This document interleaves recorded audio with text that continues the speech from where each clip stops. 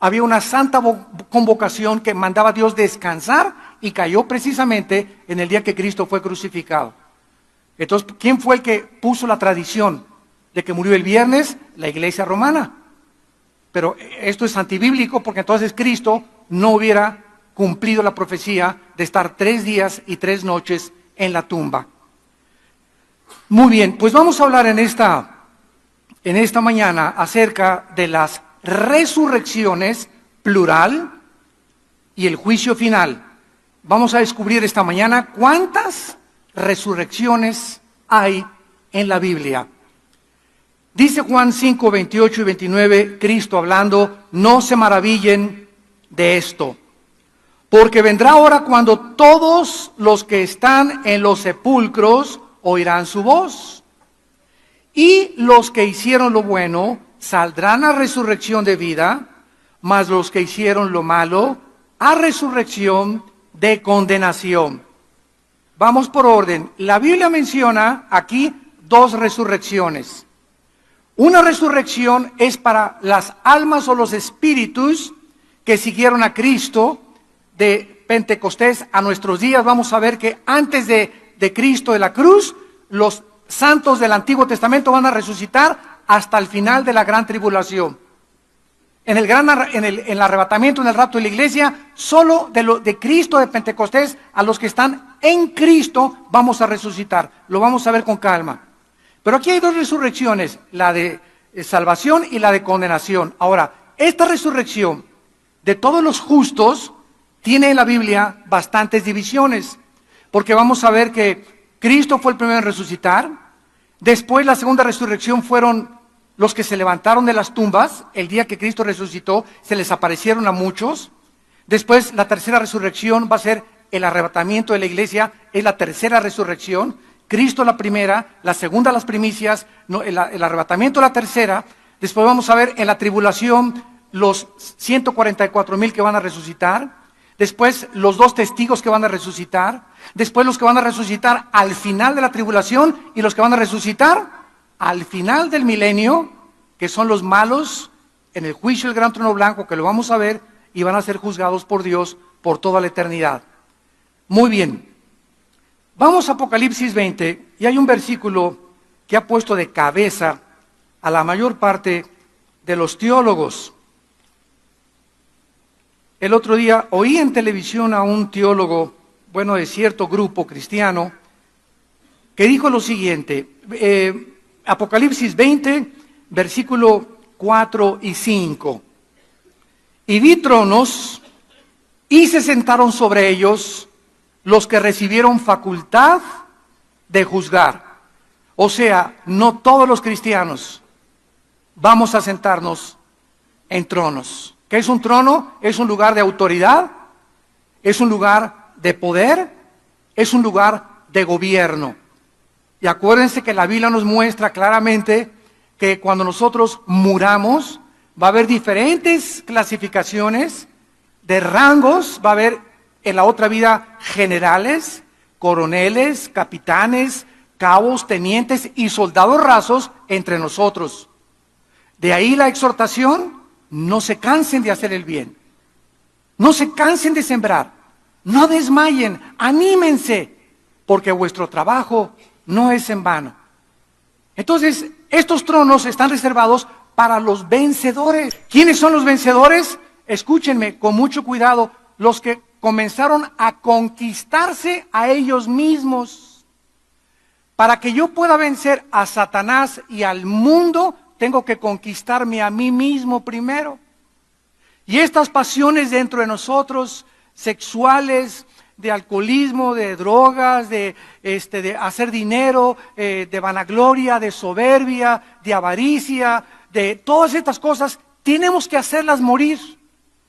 Y cuando comienzas a hacer morir dentro de ti ese ego que traemos, con el cual tenemos que luchar, y comienzas a matar el ego dentro de tu vida, comienzan a ser un gigante dentro de ti espiritual. Y entonces el diablo, ¿verdad?, no tiene parte contra ti, no hay ninguna forma en la que se te pueda meter. ¿Por qué? Porque estás bajo el amparo y la sombrilla de Dios. El que habita al abrigo del Altísimo morará bajo la sombra del Omnipotente. Dice en Hebreos, el que vive cerca de Dios, vivirá protegido por Dios. Entonces, cuando nosotros comenzamos a vencernos a nosotros mismos, a vencer la impureza sexual, a vencer la gula, a vencer todos esos pecados, el egoísmo, el vivir para mí, el no importar por la gente, comienza a crecer un gigante espiritual dentro de mi vida. Cristo comienza a manifestar y usar nuestro cuerpo a través de nosotros, y entonces tenemos victoria contra Satanás, y el mundo ya no nos atrae. Ya no nos engaña el mundo con las riquezas y la vanagloria de la vida y el aplauso, etcétera, etcétera, porque esta es la parte más difícil a la que se enfrentan los seres humanos. Vean ustedes el proceso. Dios nos sacó, número uno, nos rescata de la esclavitud. Éramos esclavos del pecado. Nos saca de ahí Dios, nos abre la puerta de la cárcel donde estábamos y nos saca. Número dos, nos lleva al desierto de la prueba. Nuestra fe tiene que ser probada. Tiene que verdaderamente, las pruebas manifiestan si eres o no eres hijo de Dios. Si ahorita se te acaba el negocio, o te abandona la esposa, o te abandona el esposo, y te comienzas a hundir, significa que esa fe que tenías no era la fe bíblica. No tenías un cimiento sólido. Estabas parado sobre arena, y vinieron las lluvias y los vientos, y tu vida se fue al suelo, tu casa se fue al suelo, porque no estaba sobre la roca. Entonces nuestra fe tiene que ser probada. Del desierto, una vez que nuestra fe es probada, entramos a la tierra de Canaán. Los judíos no entraron, porque su fe no fue la fe que Dios quería que tuvieran. Les dio agua, les dio comida en el desierto, les mandó codornices, y seguían murmurando y quejándose, y para qué soy cristiano, y para qué me sacó Dios de esto, y siguieron, y ahí se quedaron muertos en el desierto. Y después entramos a la tierra de Canaán, a la abundancia. Dios nos quiere bendecir, nuestra familia, nuestros hijos. Dios no es enemigo que tengas un buen coche, que tengas una buena casa, que tengas un buen trabajo, pero ahí es en la abundancia cuando comenzamos a subir al éxito. Mi negocio prosperó, ya soy famoso, ya soy cantante, ya yo soy deportista, estoy cotizado. Ahí es cuando el hombre llega a la abundancia, cuando no puede manejar el éxito. Ahí es cuando nos descomponemos arriba. Cuando llegamos a la cumbre nos descomponemos. Y ahí están los artistas. Llegan a ser famosos y ya chiquita, tú no eres tan bonita como la otra. Y se casan 3, 4 veces. Divorcios a cada ratito entre los artistas. Los deportistas igual, los cantantes se llenan de soberbia. Los políticos lo mismo. Y dentro de los cristianos no somos diferentes. Solamente hemos sido perdonados por los pecados, pero tenemos que luchar ahora y tenemos el poder para que cuando Dios te quiera bendecir con dinero, con prosperidad, tú estés listo para poder manejar esa prosperidad. Porque no es verdad que Dios quiera darle a todo mundo dinero y hacerlos ricos a todos. Dice la Biblia que si Dios le hubiera dado dinero a muchos de ustedes, hubiera sido una maldición para ustedes. Porque si cuando viene el dinero y la bendición de Dios, tú no tienes el carácter para manejar el dinero, desperdicias el dinero en cosas vanas y superfluas. Pero cuando estás manejado por Dios y con la sabiduría de Dios y con la fortaleza de Dios, y Dios bendice porque nos quiere bendecir, ese dinero lo vas a usar para propagar el Evangelio de Cristo. Lo vas a usar para el reino de Dios. Y Dios no te va a quitar que vivas con $500,000 mientras le entregues otro $500,000 a la obra de Dios. Dios no te va a quitar si ganas 2 millones de pesos, que no, Dios solamente te pide 15, 20, 30% de lo que está en tu corazón. ¿Para qué? Para que no te hagas avaro ni pongas el dinero como un ídolo. Entonces, mientras eso no sean ídolos, Dios nos sigue bendiciendo. Y por eso muchos de ustedes, amados santos de Dios, se quejan. Ay, ya viste ese hermano, se compró un carro nuevo, y ya viste la hermana, hasta de China poblana anda vestida. Y ya viste, hermano, la casa tan bonita que tiene. Y tal vez esas personas son personas que son generosas con Dios. Y por eso Dios las está bendiciendo. ¿Quiénes son los que quejan? Los que nunca dan. ¿Quiénes son los que se quejan? Los que nunca dan nada a la obra de Dios. Entonces, es importante que entendamos esto. La abundancia es peligrosa cuando no tenemos el carácter para manejar lo que Dios nos da. Entonces, estos tronos de Apocalipsis 24 son cristianos que fueron vencedores, vencieron sus pasiones. Dichoso el varón, dice Santiago, que vence la tentación, vencieron el mundo, vencieron a Satanás, merecen reinar, gobernar por toda la eternidad con Cristo. Y vi las almas, dice, de los decapitados. El anticristo usará la guillotina. Esta palabra decapitados es la palabra hebrea pelequizo, que significa cortar la cabeza. Lo mismo que se usó en la Revolución Francesa con Robespierre, el anticristo va a usar la guillotina, les va a cortar la cabeza. Una vez me preguntaron, oiga, ¿qué forma va a usar el anticristo para matar a los que no reciban la marca del 666? ¿Los va a ahorcar? ¿Fusilar? ¿Les va a inyectar una inyección letal? No, la Biblia dice, les va a cortar la cabeza. La guillotina se va a volver a poner de moda. Y actualmente estamos viendo ya que muchos grupos están usando, ¿verdad?, la guillotina, o sea, el hacha o lo que sea, y por todos lados estamos viendo ya descabezados, ¿verdad?, por todos lados. Ya gente descabezada, ya los criminales están quitando la cabeza a muchas personas. Entonces, las personas que se nieguen a recibir la marca van a ser decapitados por causa del testimonio de Jesús. Los que no habían adorado a la bestia ni su imagen y no recibieron la marca en su frente ni en sus manos, y vivieron y reinaron con Cristo 1000 años. Pero lo que nos atañe es el versículo 6, 5 y 6.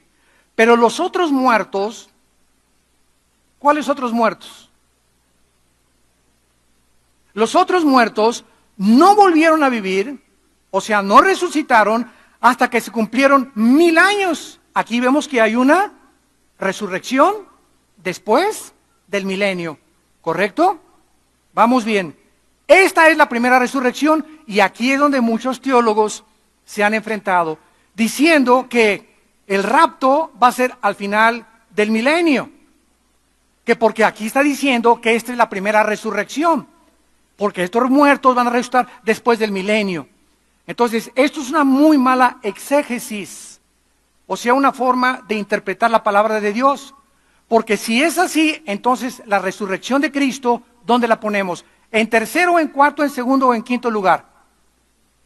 Vayamos a 1 Corintios 15. Qué importante es trazar bien la palabra de verdad. Dice 1 Corintios 15, versículo 22 y 23. Y es el mismo apóstol Pablo el que nos dice el orden, la cronología de la resurrección. Porque así como en Adán todos mueren, también en Cristo todos serán vivificados. Pero cada uno, o sea, cada resurrección, en su debido orden, porque Dios es un Dios de orden. Hay un orden para las resurrecciones. Cristo, ¿qué lugar ocupa? Muy bien, Cristo ocupa el primer lugar. Cristo fue la primera persona en toda la historia desde Adán y Eva en haber resucitado para no volver a vivir, para no volver a morir, perdón. Antes de Cristo hubo resurrecciones en el Antiguo Testamento. Eliseo resucitó personas. Cristo resucitó a Lázaro, ¿no es verdad? Pero volvió a morir. Cristo es la primera persona que resucita sin volver a morir. Para siempre, Él es la primera resurrección. Número 2, ¿quién le sigue? Las primicias, como lo vamos a ver. O sea, esto era el resultado de la fiesta de los primeros frutos, las primicias de Levítico capítulo 23. Cuando llegaban las personas y ofrecían un manojo, tenían que entregar las primicias al sacerdote. Entonces, cuando Cristo resucita, Él es el primero y le siguen los que resucitaron juntamente con Él. Veamos en Mateo 27, esta resurrección de las primicias, versículo 51 al 53. Mateo 27, 51 al 53.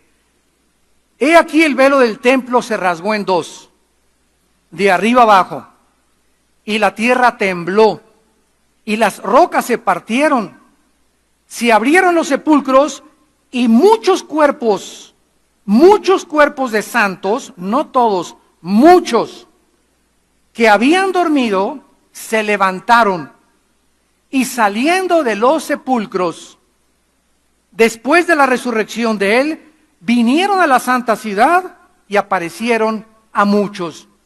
Vemos pues que las tumbas de muchos de los santos que habían muerto fueron abiertas, mientras la tierra era sacudida por un gran terremoto, y estos santos se aparecieron a muchas personas. En 1 Corintios 15 dice que se aparecieron a más de 500 personas. Y este evento no se vuelve a mencionar jamás en el Nuevo Testamento. La resurrección de las primicias después de Cristo, pero es el cumplimiento de la tipología de la fiesta de los primeros frutos que encontramos en Levítico 23, del 9 al 14. Después lo leemos. Muy bien, vamos ahora a la tercera resurrección. Primera de Tesalonicenses, capítulo 4. Ya llevamos 2 resurrecciones, la de Cristo y la de los santos o los primeros frutos. Ahora dice Primera de Tesalonicenses 4, que es la próxima que sigue, la de nosotros. Adiós mundo cruel, ya nunca te veré.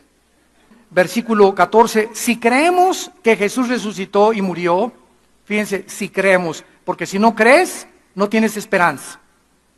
Si creemos que Cristo murió y resucitó, también traerá Dios con él a los que durmieron en él. Esto significa que la enseñanza de la secta de los famosos testigos de Jehová está equivocada, porque ellos enseñan que después de la muerte estamos en un estado de inconsciencia, porque se usa la palabra dormido.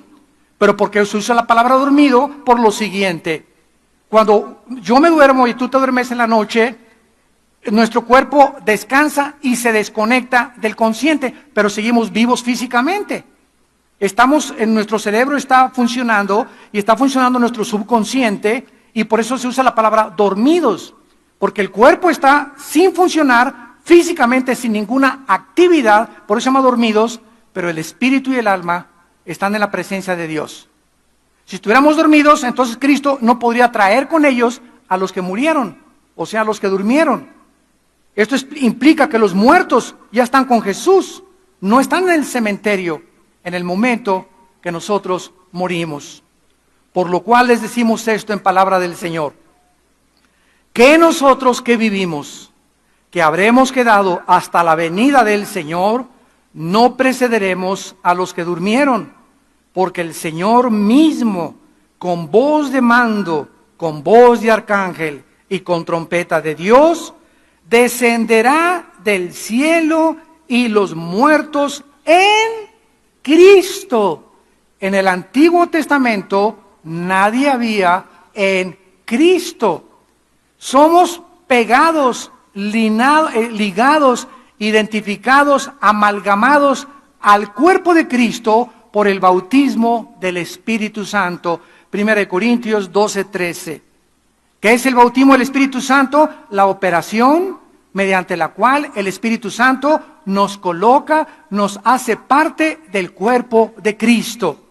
El bautismo del Espíritu Santo se lleva a cabo en el momento de la salvación. Yo he ido a muchos lugares donde nos han dicho: ¿quién quiere recibir el bautismo del Espíritu Santo? ¿Verdad? En ninguna parte del Nuevo Testamento se nos invita a que recibamos el bautismo del Espíritu Santo. Se nos dice en Efesios que seamos llenos del Espíritu Santo, pero jamás en las epístolas se nos invita a que recibamos algo que ya tenemos. Esto sucedió una vez para siempre, cuando recibimos a Cristo, estamos sellados, bautizados, estamos completos, dice Colosenses 2 en él. No, los cristianos no estamos divididos entre los que tienen el bautismo del Espíritu Santo y los que no tienen el bautismo del Espíritu Santo. Si no tienes el bautismo del Espíritu Santo, no eres cristiano. Tan sencillo como eso. Porque lo que nos hace ser cristianos es estar en el cuerpo de Cristo. ¿Y cuándo formamos parte del cuerpo de Cristo? Cuando el Espíritu nos bautiza en el cuerpo de Cristo. Pero tantas cosas, ¿verdad?, que se manejan por no conocer la palabra ni trazar bien la palabra de verdad. Veamos qué está sucediendo aquí. Versículo 17. Luego nosotros, los que vivimos, o sea, somos esta generación tal vez, los que hayamos quedado, seremos, la palabra es arpazo, con Z, arpazo, que significa ser sacado del medio súbitamente o con fuerza. Arpazo es esto, es la palabra que se usa también para el secuestro, cuando agarras a alguien y la jalas y le escondes. Entonces, súbitamente, millones de personas en el mundo vamos a ser sacados, arrebatados, por eso se usa, con fuerza, ¿verdad? Con el poder de Dios, vámonos. Y aquí se queda el traje, los zapatos, todo tu reloj, tu anillo de casado, la cartera que traías, se queda todo aquí, totalmente en el suelo. Salimos de nuestro cuerpo y mientras vamos saliendo de nuestro cuerpo va siendo transformado, lo vamos a ver, a la semejanza del cuerpo de Cristo que Él resucitó. Va a ser igualito nuestro cuerpo al de Cristo. Vamos a verlo.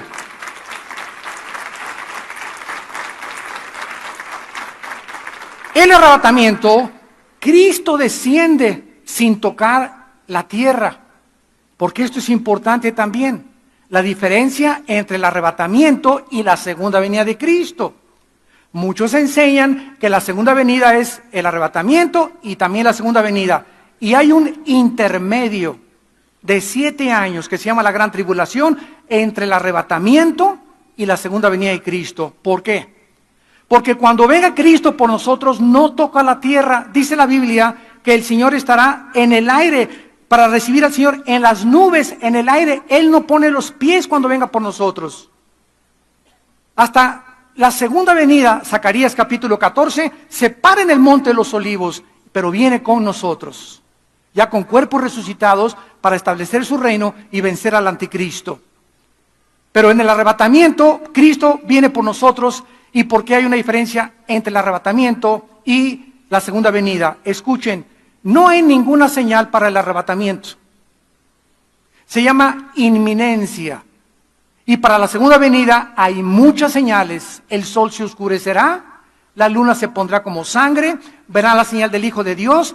Y si nosotros no somos arrebatados antes de la tribulación y conocemos al anticristo, solamente tenemos que comenzar a contar 3 años y medio para que venga Cristo. Entonces ya no viene como ladrón en la noche. Simples verdades, ¿verdad? Y Cristo dice, vendré como ladrón en la noche. ¿A quiénes? A los cristianos. Cuando menos nos demos cuenta, por eso dice, vigilen y estén listos. Porque como ladrón en la noche puedo venir como las vírgenes, que vino el esposo y 5 no tenían aceite en sus lámparas. Entonces en la segunda venida no viene como ladrón en la noche. No viene intempestivamente, va a haber señales en el cielo, en la luna, y va a aparecer Cristo en las nubes. Pero en el arrebatamiento no hay señales, viene como ladrón en la noche, a la hora que no sabemos. En la segunda venida, los que vivan en la tribulación van a saber, después de que el anticristo viole el tratado, que van a pasar 3 años y medio para la venida de Jesucristo. Si fuera así, entonces sabríamos cuándo venía Cristo y ya no tendríamos que vigilar porque sabríamos cuándo viene. Sencillo, mi querido Watson. Así le decía Sherlock Holmes, famoso detective, a su discípulo. Muy bien. Ahora veamos en Filipenses capítulo 3. La verdad que acabamos de enunciar, el cuerpo de nosotros, cuando resucitemos, porque pues ahorita a todos les debe interesar esto, ¿verdad? Me voy a parecer a Batman, o a He-Man, o a John Travolta, o a quién, ¿verdad? ¿Cómo será mi cuerpo? Nos vamos a reconocer, tendremos las mismas características. Ahorita en el tercer servicio voy a hablar de eso, el intermedio entre la muerte y la resurrección. ¿De qué forma hay un cuerpo? Si ahorita te mueres, por ejemplo, te mueres hoy en la noche, te petateas hoy en la noche, cuelgas los tenis hoy en la noche, ¿qué cuerpo tienes al subir al cielo?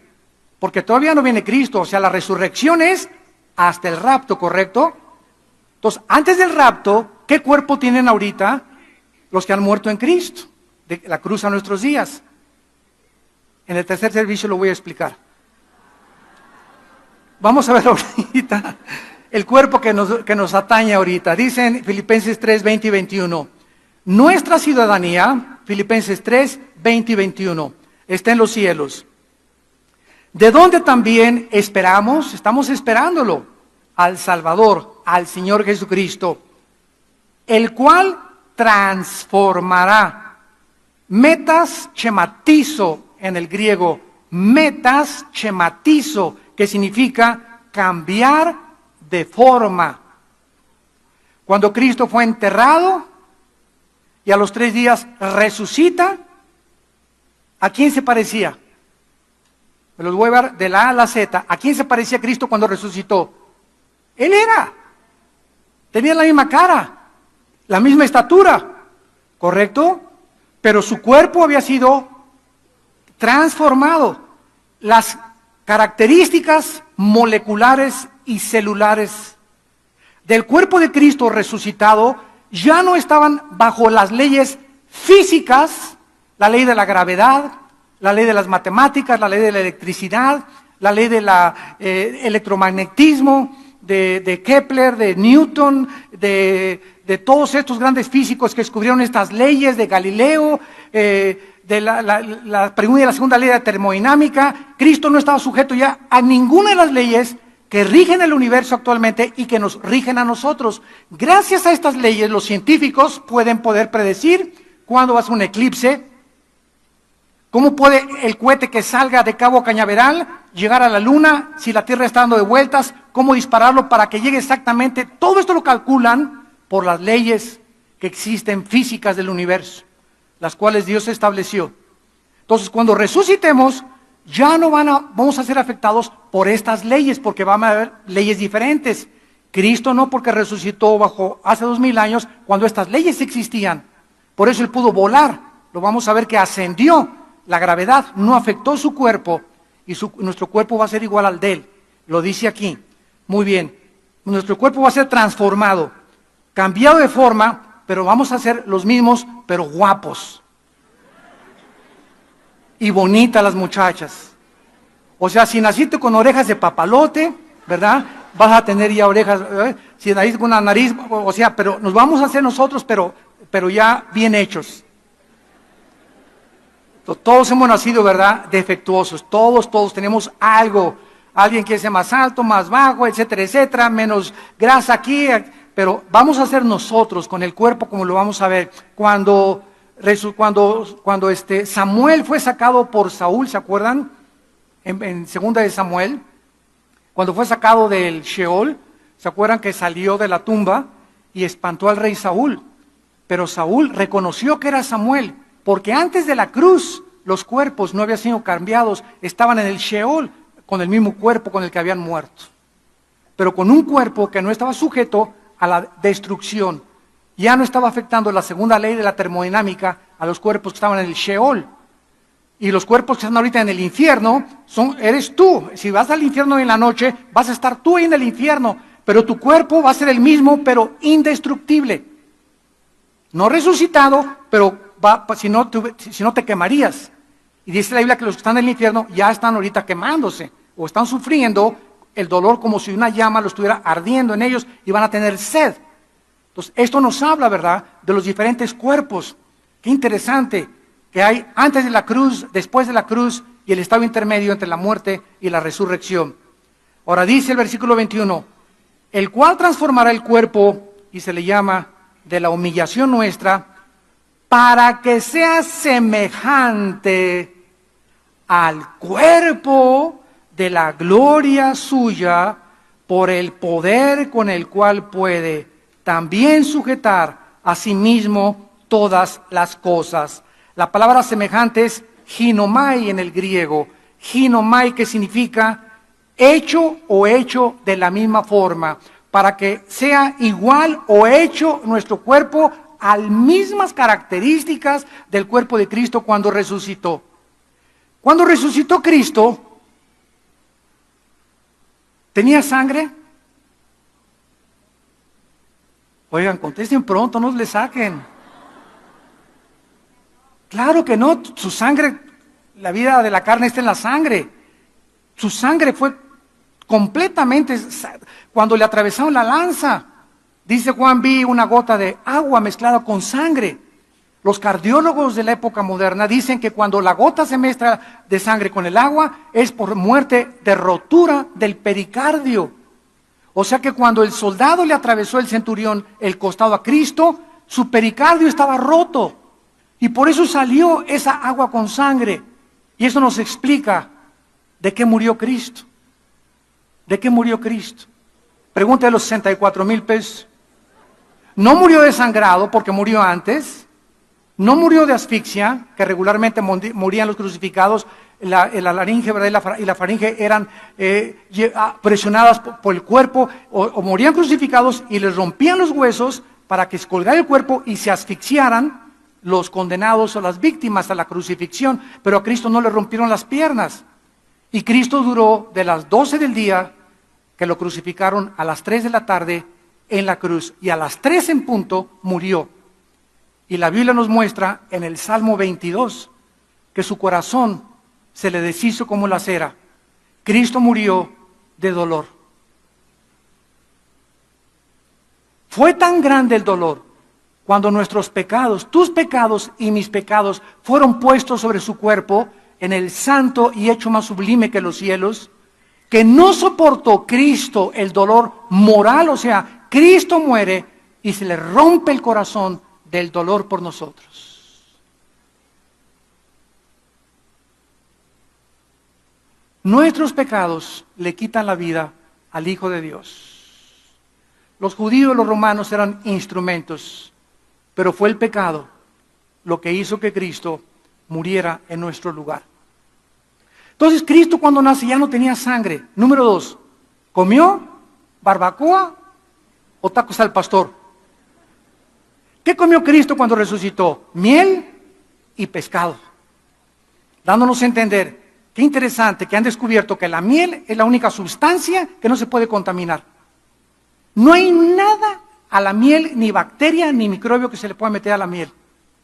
Es una sustancia tan preciosa, tiene tantos antioxidantes y tantas minerales y vitaminas, la miel de abeja pura, del panal de la abeja, ¿verdad? Que por eso, en lugar de echarle azúcar a tu café, ponle miel y vas a durar mucho tiempo.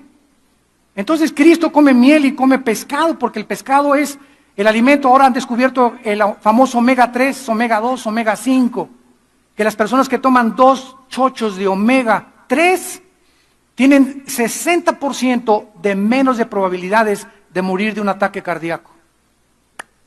El omega 3. Vea, vete a Walmart a comprar omega 3. No tenía sangre, no vamos a tener sangre nosotros. ¿Vamos a comer? Vamos a comer. Y la Biblia lo dice en Isaías 65, que vamos a comer en el milenio puras frutas y legumbres.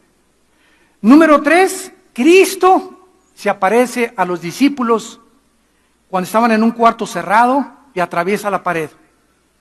La composición molecular y atómica del cuerpo de Cristo era diferente a la de nosotros. Ahorita yo agarro la mano y le hago así a este púlpito y me la lastimo, porque los átomos de los que está formado este púlpito están mucho más cerrados que los átomos de mi mano, y por eso me encuentro con algo sólido. El cuerpo de Cristo atravesó la pared. Nuestros cuerpos ya no van a tener ninguna cosa que nos detenga materialmente hablando. Vamos a tener un cuerpo, ¿verdad?, que vamos a poder atravesar las paredes. Y número 4 y último, cuando Cristo asciende a los cielos, Cristo sale volando hacia arriba y los discípulos se quedan.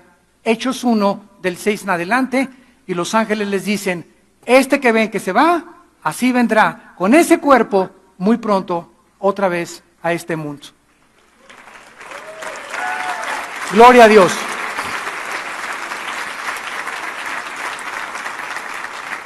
No sé cuántos de ustedes hayan soñado con volar. Muchas manos levantan. Los demás están contentos dormidos. Pero yo particularmente, yo soñé muchas veces así, que vuelo. Y como que yo puedo dirigir así el vuelo y regreso. Y me hago así, comienzo a volar. Ya hace mucho que no sueño, pero tuve mucho tiempo que soñé que volaba. Bueno, nuestra cuarta característica va a ser que vamos a volar. Ahorita, si quisiéramos ir a la orilla de nuestra Vía Láctea, nos tomarían millones de años yendo a la velocidad de la luz, 300,000 kilómetros por segundo. Y cuando Einstein descubrió la fórmula E igual a mc al cuadrado, que la energía es igual a la masa, o la masa es igual a la energía, dando la teoría famosa de la relatividad, Einstein estaba explicando y postulando que es imposible la conquista del espacio. Nunca vamos a llegar más allá de Marte por el tiempo y la velocidad. Entonces, no tenemos ni idea de lo que estamos hablando cuando la guerra de las galaxias y que vamos a conquistar las galaxias, ¿verdad? Son puras marihuanadas. Vamos a la cuarta resurrección, Apocalipsis capítulo 11. ¿Y tú que te quieres quedar en este mundo? ¿Qué es lo que Cristo vino a hacer, amados santos de Dios? Nos vino a quitar el temor de la muerte. ¿Qué vino Cristo a hacer? A quitarnos el temor de morir. Hebreos 2, 14 y 15. Por cuanto los hijos participaron de carne y de sangre, Él también participó de lo mismo. Tomó un cuerpo como el de nosotros. Para poder, ¿verdad?, librar a todos los que estaban temerosos de morir. Éramos esclavos por el miedo a la muerte. Y Cristo viene y con el Evangelio rompe el misterio de la muerte y nos dice: yo soy la resurrección y la vida. Y así como yo resucité y me les aparecía a más de 500 y he aquí que vivo por los siglos de los siglos, esta vida es cortísima, cortísima la vida que tenemos. Y dice Pablo, si a mí alguien me preguntara, Filipenses capítulo 1, ¿qué prefieres, Pablo, vivir o morir? Qué pregunta más tremenda, ¿eh? ¿Qué contesta Pablo? Bueno, se queda pensando, y creo que no lo pensó demasiado. Vivir, si es para Cristo, pero morir es ganancia. Y por eso la Biblia está llena, dichosos los que mueren en el Señor. Y sí, le lloramos a la mamá, lloramos a la esposa, al hijo y lo que tú quieras, ¿verdad? Pero va acompañado con un gozo, que vamos a volver a ver a nuestros seres queridos, que unos se adelantan, unos van por delante de nosotros, ahí vamos todos detrás, todos ahí vamos, en filita india, a la tumba. Y de repente todo se acabó, tus sueños, tus ambiciones, tu vanagloria, tu pecado, todo lo que hiciste se acabó para siempre.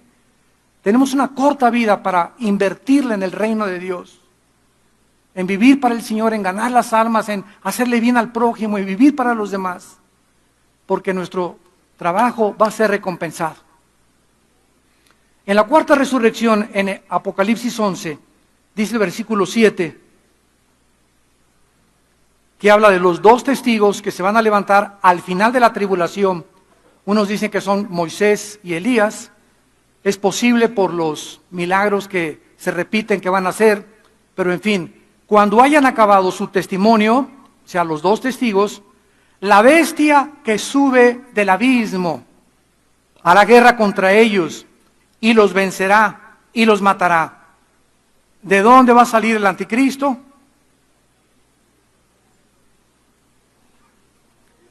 El abismo es la habitación actualmente de los demonios. Los ángeles tienen otra habitación, segunda de Pedro capítulo 2, que se llama el Tartarus, que se tradujo infierno. Hay infierno, abismo y Tartarus. Aquí en este planeta, en el centro de la Tierra, hay 3 compartimentos. Ahí están las prisiones de Dios ahorita, en este planeta. En un lado están en el infierno. En el infierno están todos los espíritus humanos. En el infierno no hay demonios ahorita. Son puros seres humanos que están esperando desde Adán hasta nuestros días ser sacados para el juicio final en el infierno. En el abismo es la prisión de los demonios. Cuando Cristo comenzó a sacar demonios, ¿se acuerdan que le dijeron los demonios a Cristo? No nos mandes al abismo. Y se metieron a unos puercos y mataron a los puercos. Y el Tartarus o las prisiones de obscuridad, que es lo mismo, es donde están los ángeles que quisieron pervertir la genética en Génesis capítulo 6, produciendo gigantes de 4 o 5 metros con 12 dedos en las manos y 12 dedos en los pies. Entonces, la Biblia nos muestra que el anticristo es un principado satánico que ocupó algún líder en el pasado. Muchos dicen que fue Nerón, otros que fue Antíoco Epífanes, otros dicen, ahorita la mayor parte de los teólogos creen, que el espíritu de Alejandro el Magno, Alejandro el Magno es un personaje, como ustedes no se imaginan en la historia. A los 21 años Alejandro comenzó a conquistar el mundo, a los 21 años. ¿Quién le dio esa sabiduría, aunque fue entrenado por Filipos y por todos los griegos que tenía? ¿Quién le dio la sabiduría para formar las falanges famosas griegas? Pelearon contra los persas. ¿Cuál es la película del 33? ¿O cómo se llama el 33, no? Que pelean los espartanos, que era un grupo especial que desde chiquitos los trataban de enfrentar con lobos y con todo, para crearles un carácter en contra de la muerte y del miedo, y vencieron casi a más de 15,000 persas en la famosa guerra de las Termópilas. Entonces, los griegos tenían un conocimiento impresionante que Alejandro conquistó en casi 12 años, toda Europa del sur, toda África del norte y casi todo el Medio Oriente. Alejandro el Magno se convirtió en un homosexual, comenzó a fumar hashish y murió a los 33 años en Babilonia, que es actualmente Irak. Entonces, muchos creen que el espíritu que entró en Alejandro va a ser el espíritu que va a entrar en el anticristo. Yo no lo creo mucho, porque cuando Alejandro llegó a Jerusalén, dice la biografía de Alejandro el Magno, que cuando llegó a Jerusalén se le aparecieron 5 sacerdotes judíos vestidos de blanco, y la noche anterior Alejandro tuvo un sueño que se le aparecían esas 5 personas y una voz le dijo: no los toques, y Alejandro perdonó Jerusalén. Y el anticristo y Antíoco Epífanes no lo perdonaron. Bueno, quien quiera que sea el personaje que este espíritu poseyó antes de que nazca el anticristo, va a salir del abismo y va a meterse en el anticristo. Cristo va a nacer de una mujer, tiene que ser a fuerza humano, va a ser un hombre híbrido, va a ser una mezcla, una perversión genética, el anticristo, entre tal vez animal humano, con un espíritu demoníaco totalmente desde que nazca. Entonces, esta bestia, este hombre, el anticristo, con poderes sobrenaturales, va a matar a los testigos. Versículo 8, y sus cadáveres estarán en la plaza de la grande ciudad, que en sentido espiritual se llama Sodoma y Egipto, se refiere a Jerusalén. O sea, en Jerusalén, el anticristo asesina a los 2 testigos. Versículo 9, y los de los pueblos, tribus, lenguas y naciones verán sus cadáveres por 3 días y medio y no permitirán que sean sepultados. Por favor, en el versículo 9 de tu Biblia, hazle un círculo a la palabra verán. ¿Cómo es posible que hace 2000 años se pudiera profetizar que vendría el momento en la historia en la que todas las naciones del mundo y los pueblos y las tribus iban a ver el mismo evento al mismo tiempo, si no se hubieran inventado los satélites de comunicación? Aquí están profetizados con 2000 años de anticipación los satélites de comunicación. Todavía el siglo pasado se burlaban de la Biblia. Mira nada más, aquí está diciendo que todo el mundo va a ver al mismo tiempo la muerte de los 2 testigos. Y ahorita prende la televisión y en CNN ya está la guerra de Corea, ya está la guerra de aquí, la muerte, la coronación del Papa, el evento que querramos, lo estamos viendo en todas las naciones del mundo, que casi somos 200 naciones, el mismo evento al mismo tiempo, gracias a que en 1957 se aventó por primera vez el satélite Sputnik por los rusos. Y ahorita hay cientos de satélites que están transmitiendo continuamente en una órbita geocéntrica alrededor del ecuador las transmisiones de lo que pasa en el mundo entero. Aquí está en la Biblia antes que la ciencia lo descubriera. Señores ateos, se eduquen. Y los moradores de la tierra, versículo 10, se regocijarán.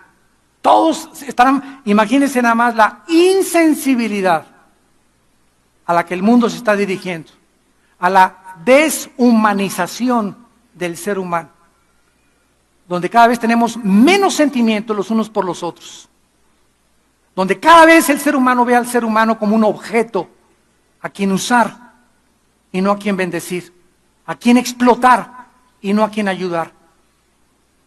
Se van a estar felices el mundo, mataron a los dos testigos. ¿Y por qué estaban felices?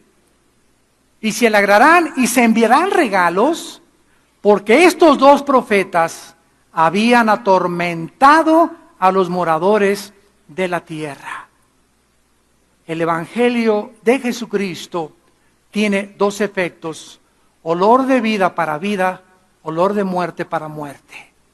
Hay gente que yo le he hablado de Cristo y me dicen, el otro día cenamos con mi mamá que cumplió 87 años, por cierto, en su cumpleaños pasado, ahí en Cuernavaca le hicimos una fiesta y fue una señora bien famosa, pero bien famosa, me reservo su nombre, y comencé a testificarle en la mesa, se sentó con nosotros y con su esposo, con mi mamá, y cuando le comencé a testificar, inmediatamente, no me hable de la Biblia, así. No me hables de estas cosas. Yo tengo mis creencias y yo tengo mi filosofía oriental y yo no quiero que me hable de esas cosas. Se terminó la conversación, muchacho. ¿Está bien? Con permiso, discúlpenme. Pero nos damos cuenta que hay gente que le hablas y se enojan. Se sienten atormentados. O comienza a hablar de Jesús y ya vas a comenzar con estas cosas, mejor me voy. Oye, pero estoy hablando de Jesús, no, mejor háblame ¿quieren que mejor les hables de Hitler y para que bailen el jarabe tapatío? Increíble, pero cierto. Bueno, esto va a suceder. Y versículo 11, y entonces a los 3 días entra en ellos el Espíritu de vida, enviado por Dios, y se levantan sobre sus pies, y cayó gran temor sobre los que lo vieron. Esta es la cuarta resurrección. La de los 2 testigos. La quinta resurrección, Apocalipsis capítulo 7. La quinta resurrección, Apocalipsis capítulo 7. Los 144,000 sellados por Dios. Dice el versículo 9. Después de esto miré una gran multitud, la cual nadie podía contar, de todas las naciones, tribus y pueblos, lenguas, delante del Cordero, vestidos de ropas blancas, con palmas en las manos, clamaban a gran voz diciendo: la salvación pertenece a nuestro Señor que está sentado en el trono. Versículo 13, entonces uno de los ancianos habló diciéndome: estos que están vestidos de ropas blancas, ¿quiénes son y de dónde han venido? Yo le dije: Señor, tú lo sabes. Y él me dijo: estos son los que han salido de la gran tribulación y han lavado sus ropas y las han emblanquecido con la sangre del Cordero. Los 144,000, con una grande multitud, tal vez de personas que ellos ganaron para Cristo, resucitarán en esta quinta resurrección. Esto no es el rapto, ¿verdad? Este evento tendrá lugar después del arrebatamiento de la iglesia. Entonces, la primera resurrección que vimos en Apocalipsis 24 y 5 no puede ser la primera después del milenio, porque la primera fue Jesucristo. Y si comenzamos el orden cronológico de las resurrecciones, nos damos cuenta en qué orden van a ir apareciendo cada una de ellas. La sexta resurrección en Daniel capítulo 12. La sexta resurrección, Daniel capítulo 12. Dice así la palabra de Dios. Entonces, versículo 2, muchos de los que duermen en el polvo de la tierra serán despertados, unos para vida eterna y otros para vergüenza y confusión perpetua. Los entendidos resplandecerán como el resplandor del firmamento, y los que enseñan la justicia a la multitud como las estrellas a perpetua eternidad. La expresión en Cristo, recordamos, es para los santos de Pentecostés al arrebatamiento. Los santos del Antiguo Testamento no es atribuido a la resurrección de la iglesia. Van a ser dos resurrecciones totalmente diferentes. Y terminamos en Apocalipsis capítulo 20, versículo del 11 al 15, donde vemos la última resurrección, la resurrección de todos ustedes que nos oyen y a través de la televisión, que has querido vivir a tu manera, porque te gustó la canción de Frank Sinatra. Una vez me preguntaron, ¿ya sabe usted cuál es la canción que van a cantar en el infierno? A mi manera. Porque todos los que están en el infierno vivieron a su manera. No, a mí no me enseñes, no quiero los 10 mandamientos de Dios, no quiero hablar de Cristo. Y muy bien, pues vas a pasar la eternidad cantando a mi manera. Porque a tu manera quisiste vivir. Porque el que quiera salvar su vida la va a perder. Pero el que la pierda por causa de mí, la va a salvar. Y tienes esta vida, únicamente esta vida, persona que me escuchas, y a través de la televisión, para que tú escojas y determines dónde quieres pasar la eternidad. Dice Apocalipsis 20, versículo 11. Vi un gran trono blanco y al que estaba sentado en él, de delante del cual huyeron la tierra y el cielo, y ningún lugar se encontró para ellos. O sea, todos los que no han resucitado, desde Adán hasta acabar el milenio, van a seguir ahí en el centro de la tierra y van a resucitar hasta después de los 1000 años, que es la última resurrección, que es la de los malos. Y enfrente de ellos, cuando estén enfrente de Dios, en el trono blanco, este trono no se nos dice dónde va a estar, pero vemos que van a ver cómo la tierra va a desaparecer. Y ahí van a ver que donde tenían puestos sus objetivos, sus esperanzas, donde habían invertido su dinero, en este planeta que está a punto de ser desintegrado, ¿verdad? En el basurero que estamos viviendo ya, que hemos hecho nosotros con el pecado, ahí van a ver que ese planeta que creían que habían puesto esperanza, va a desaparecer para siempre. Con todas sus esperanzas y los sueños que tenían, va a desaparecer para siempre. Enfrente de ellos. Y vi a los muertos, versículo 2, grandes y pequeños de pie ante Dios. Y los libros fueron abiertos, y otro libro fue abierto, el cual es el libro de la vida. Y fueron juzgados los muertos por las cosas que estaban escritas en los libros según sus obras. Noten ustedes que todos los muertos que han resucitado en este juicio, sin excepción, ninguno está hincado. Todos de pie. Se acabó el tiempo de, perdóname Señor. No, aquí ya no hay gracia, aquí ya no hay misericordia, ya tuviste tu oportunidad. Yo no voy a mandar a nadie al lago de fuego, dice Dios. Tú escogiste ir a donde vas a ir cuando tú estabas vivo.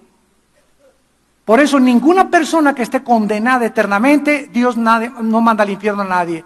Como una señora me dijo una vez, ¿verdad que Dios es bueno y no va a mandar a nadie al infierno? Le dije, amén, amén, ellos se van solitos. De tal manera amó Dios al mundo que Dios dio a su Hijo unigénito, para que cualquiera de ustedes que en él crea no se pierda, mas tenga la vida eterna. Él que no conoció pecado, por nosotros se hizo pecado, para que nosotros fuésemos hechos la justicia de Dios en él. Mas Dios muestra su amor para con nosotros en que siendo pecadores, Él muere en nuestro lugar en la cruz. Llega el momento, persona y pecador que me escuchas, donde se acabó la oportunidad. No creas que te puedes arrepentir mañana o la semana que entra. Si oyes su voz, hoy es el día que Dios te está hablando. Hoy abandona tus pecados y entrégale tu vida a Jesucristo. Y ahí estamos los muertos de pie ante Dios y se abrieron los libros. Y fueron juzgados de acuerdo a lo que estaba escrito. Escuchen, la salvación no es por obras, pero el juicio final será por las obras que tú hiciste.